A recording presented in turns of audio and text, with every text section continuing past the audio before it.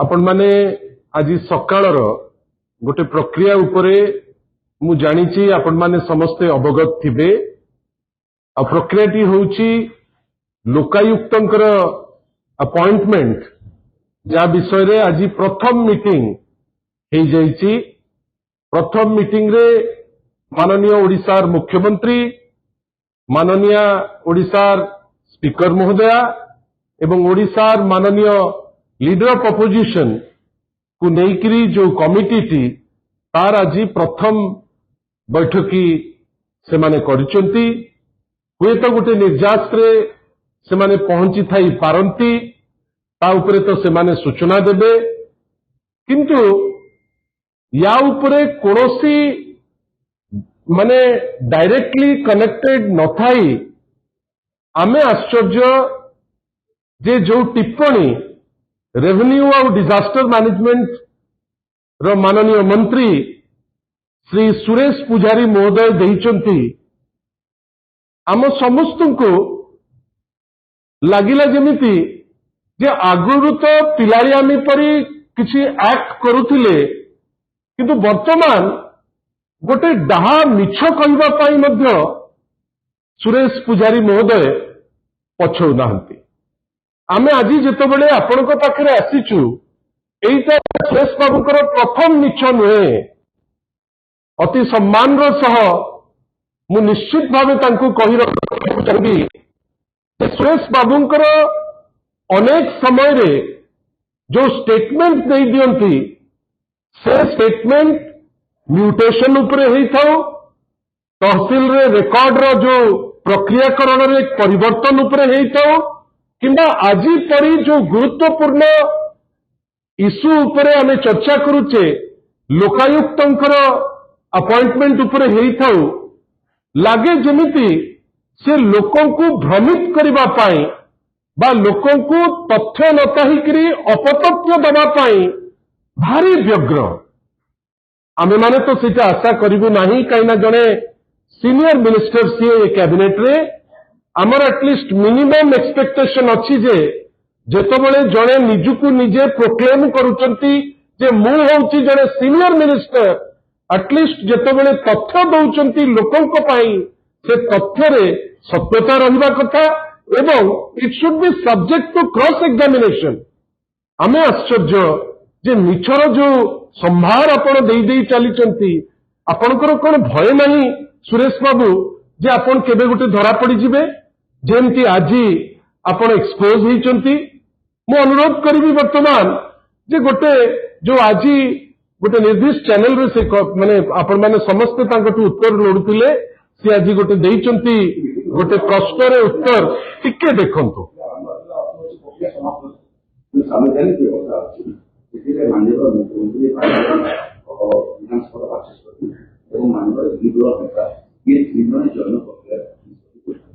प्रथम मीटिंग ही गला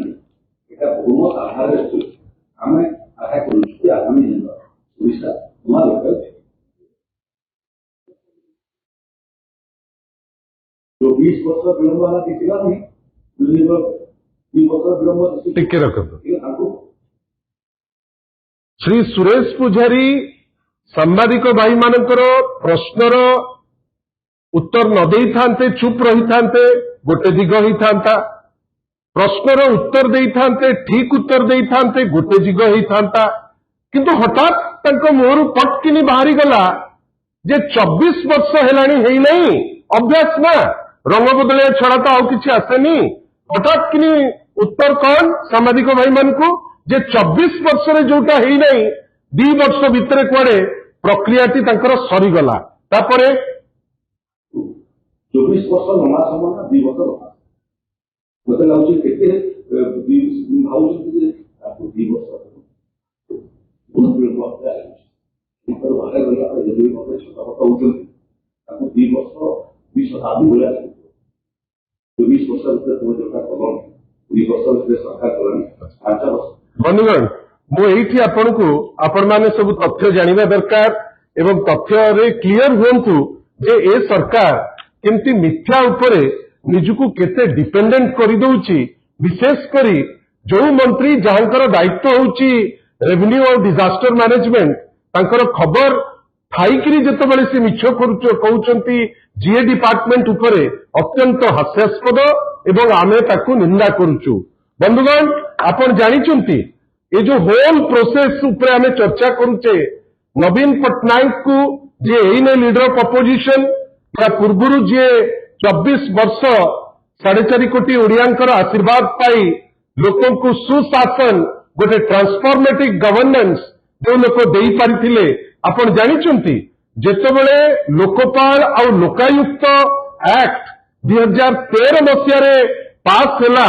सेटा आवश्यकता मने कला जे प्रत्येक राज्य रे वर्षे भितरे जड़े जड़े लोकायुक्त रहिबे। नेचुरली नवीन बाबू सारा देश रे प्रथम मुख्यमंत्री थिले फर्स्ट मुख्यमंत्री। आपन माध्यम रे सुरेश पुजारी को मध्य मु कहि रखिया को चाहे सुरेश बाबू आपण से श्रेय देई परिबे नाही से छाती आपणकर नाही गप केवल शुणिछु किंतु नवीन पट्टनायक होचंती प्रथम मुख्यमंत्री से समय रे जे ए जो ओडिशा लोकायुक्त बिल 2014 तांको नेतृत्व रे आसिला एवं 14 फेब्रुआरी 2014 रे याकू पास करिला और जो पास हैला परे लोकायुक्त बिल ओडिशा देश रे प्रथम राज्य हैला जोटा पोस्ट 2013 रो आईन ताकू पास कला निज असेंबली रे। बंधुगण ए जो आईन टी पास हैला ओडिशा विधानसभा रे माननीय राष्ट्रपति माने माननीय राष्ट्रपति से समय रे से पाइला स्वीकृति 2015 मसीह रे तापरे 2018 रे ओडिशा एक्ट हैला जोटा रिपील कला 1995 मसीहार जो आईन को आईन तर्जमा है आसिला 7 जुलाई 2018 रे फॉर्मली फेब्रुआरी 2019 रु आमर जे लोकायुक्त जोटा गोटे मल्टी मेंबर बॉडी थिला जोथिरे आपण भाबंतु जोथिरे अजीत सिंह आपनकर मने थिबो सबु अजीत सिंह महोदय जे आगुरु गुवाहाटी हाईकोर्ट रो जे चीफ जस्टिस थिले तांकु रखा गला एवं जुडिशियल और नॉन जुडिशियल मेंबर ता दिरे रहिले श्री अजीत सिंह समस्त एडजुडिकेशन करी जुडिशियल और नॉन जुडिशियल मेंबर एडजुडिकेशन करी यांकर टर्म मार्च पर्यंत आपण जानी आश्चर्य हेबे मार्च पर्यंत मार्च 2024 पर्यंत अजीत सिंह महोदय से दायित्व रहिले लोकायुक्त रे अगस्त बेलू रिटायर कले बाकी जुडिशियल और नॉन जुडिशियल मेंबर भावंतु बंधुगण 2024 रु 2 वर्ष खाली रहिला को बॉडी खाली रहिला ना जो बॉडी जोटा दुर्नीति को रोक करबा पाई प्रिवेंशन ऑफ करप्शन एक्ट को लागू करी केमती चोरी तस्करी हाईएस्ट लेवल रे जदि होतिबो से व्यक्ति विशेष को केमती आईन रो परिधि भीतर रखिबे सेही बॉडी को 2 वर्ष 2024 मार्च मासरू आज पर्यंत ए सरकार रखिपारला नहीं और आपण जानिचंती माइनर मिनरल ठारू नेकरी जाली दस्खत पर्यंत पूरी मंदिर रे जाली दस्खत ठारू आरंभ करी उपवाचस्पतिंकर जाली दस्खत रे ट्रांसफर पर्यंत केते केते करप्शन हेची ए सरकार आज पर्यंत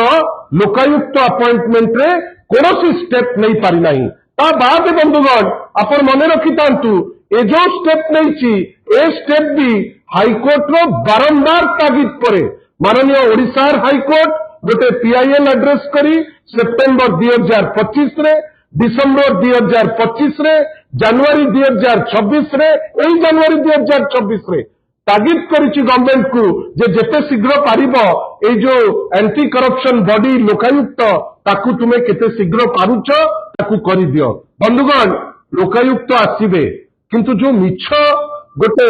सुसंगठित वे रे जो मिछ कहबा को उद्यम करूचंती श्री सुरेश पुजारी महोदय हमको खराब लगुची एवं आमे ताकू निंदा करूछु। आमे निंदा एइति पई करूछु जने मंत्री एते वरिष्ठता भितरे जदि कहिबे जे 2 वर्ष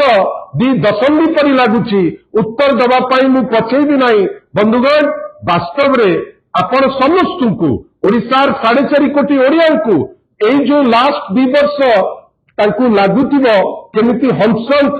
ମାନେ 20 ବର୍ଷରେ ଯୋଉ ହଂସନ୍ତ ହବା କଥା 2 ବର୍ଷରେ ସେ ହଂସନ୍ତ ଲୋକ ହେଇଛନ୍ତି। ଆଉ ସୁରେଶ ପୂଜାରୀ ଜାଣିବା କଥା ଗୋଟେ ବିଚିତ୍ର ରାଜ୍ୟ ହେଇଯାଇଛି ଯୋଉଠି ମହିଳାମାନେ ସୁରକ୍ଷିତ ନୁହନ୍ତି, ଯୋଉଠି ଯୁବକ ମାନଙ୍କ ପାଇଁ ଚାକିରି ନାହିଁ, ଯୋଉ ଜାଗାରେ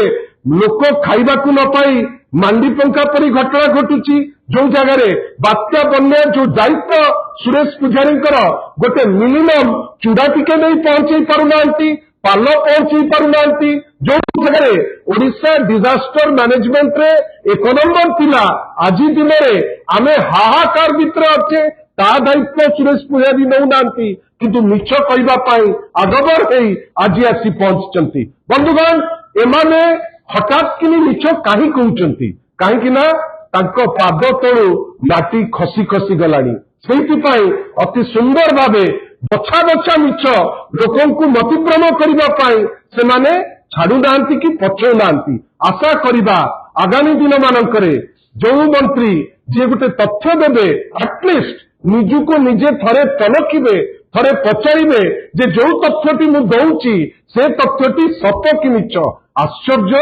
ଜଣେ ବ୍ୟକ୍ତିବିଶେଷ ମାନନୀୟ ଶ୍ରୀ ନବୀନ ପଟ୍ଟନାୟକଙ୍କ ନେତୃତ୍ୱରେ ପ୍ରଥମ ଲୋକାୟୁକ୍ତ ହେଲେ ଓଡ଼ିଶାରେ, ଆପଣ ଧନ୍ୟବାଦ ନ ଦିଅନ୍ତୁ, ନିନ୍ଦା ତ କରନ୍ତୁ ନାହିଁ। ଆଉ ଆପଣ କହିବେ କଣ ନା ନାଇଁ ଯୋଉଟା 24 ବର୍ଷରେ ହେଇନାହିଁ, ଆଗେ 24 ବର୍ଷରେ ଓଡ଼ିଶା ଯୋଉ ଲେଭେଲକୁ ଯାଇଛି, ଯୋଉ ଫାଇନାନ୍ସିଆଲ ବେସିସରେ ଯୋଉ ପଏଣ୍ଟରେ ପହଞ୍ଚିଛି, ଆଜି ଆପଣ ସେଇ ପଇସାକୁ ଗରିବ ଦୁଃଖୀ ରଙ୍କିଙ୍କୁ ତାଙ୍କୁ ଦେଇପାରୁନାହାନ୍ତି, ପଖାଳରେ କିନ୍ତୁ 3 କୋଟି ଖର୍ଚ୍ଚ କରିପାରୁଛନ୍ତି। ବହିରେ ଆପଣ ଜାଣି ଶୁଣିକିରି 2000ରୁ ଉର୍ଦ୍ଧ୍ୱ ଭୁଲ, ଆପଣ ସେଠି ବହି ଖଣ୍ଡେ ପିଲାମାନଙ୍କୁ ଆଜି ପର୍ଯ୍ୟନ୍ତ ଦେଇପାରୁନାହାନ୍ତି। ଆପଣ ଅରାଜକତା ଗୋଟେ ରାଜ କରିଦେଲେଣି ଓଡ଼ିଶା। କୋଉଠି ବିଧାୟକ ଯିବେ ରେଭେନ୍ସା ଭିତରକୁ, ଗଣ୍ଡଗୋଳକୁ ବଢେଇ ଦେଇ ପ୍ରିମିୟର ୟୁନିଭର୍ସିଟି ବର୍ତ୍ତମାନ ବନ୍ଦ। କିନ୍ତୁ ଏ ସବୁ ଉପରେ ଯେତେବେଳେ କନଷ୍ଟିଟ୍ୟୁସନାଲ ପୋଷ୍ଟିଂ ହୁଏ, ମତେ ଲାଗୁଛି ସୁରେଶ ପୂଜାରୀ ଜଣେ ଲୟର ଏବଂ ସେ ୟାର ସାଇଣ୍ଟିଫିଟି ବୁଝୁଥିବେ। ଆପଣଙ୍କଠୁ ଆମେ ଆପୋଲୋଜି ମାଗୁନାହୁଁ, କାହିଁକି ନା ଆପଣ ମିଛ କହିଛନ୍ତି, ଇଟ୍ସ ଏ ଓପନ ଥିଙ୍ଗ। ଆଉ ଆପଣ ମିଛ କହିକିରି ତିଷ୍ଠି ପାରିବେ ନାହିଁ। ଯଦି ମିଛ କହିକିରି ଭାବୁଥିବେ ସୁରେଶ ପୂଜାରୀ ଯେ ସେ ମୁଖ୍ୟମନ୍ତ୍ରୀ ହେଇଯିବେ, ସେଇଟା ଗୋଟେ ଅତ୍ୟନ୍ତ ହାସ୍ୟାସ୍ପଦ କଥା ହବ। ଆଶା କରିବା ଆଗାମୀ ଦିନମାନଙ୍କରେ ସୁରେଶ ପୂଜାରୀ ମହୋଦୟ ତଥ୍ୟ ଦେଲା ବେଳେ ଆଟଲିଷ୍ଟ ନିଜେ ଟିକେ ଚେକ୍ କରିବେ, କାହିଁକି ନା ନବୀନ ବାବୁ ବା ବିଜୁ ଜନତା ଦଳକୁ ଯୋଉ ବ୍ଲେମ କରିବା ପାଇଁ ଭାରି କୁତକୁତ, ଆମେ ଭାବୁଛେ ଯେ ଆଟଲିଷ୍ଟ ନିଜର ତଥ୍ୟଟାକୁ ଟିକେ କରେକ୍ଟ କରିବେ। ଧନ୍ୟବାଦ।